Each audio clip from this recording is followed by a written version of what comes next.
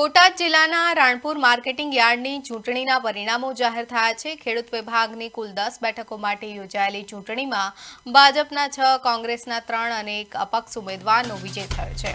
ભાજપે પોતાના 7 ઉમેદવારોમાંથી 6 બેઠકો પર જીત મેળવી છે।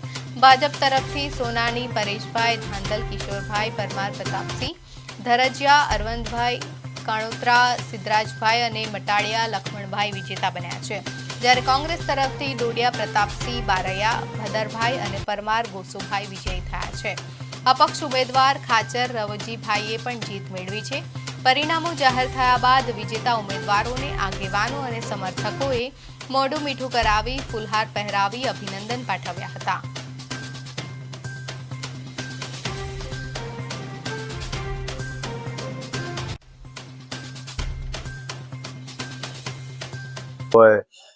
સદરુ કાકા હોય, આ બધા ખેડૂતોનું એક વર્ષોથી ઈચ્છા કે યાર્ડ ધમધમતું થાય, એટલે ગામના બધા આગેવાનોએ અમને આ લડવા માટે પ્રેરેલા અને એટલે જ અમે લડેલા અને એ બધાના સાથ સહકારથી આખી પેનલ વ્યવસ્થિત આવી ગઈ છે।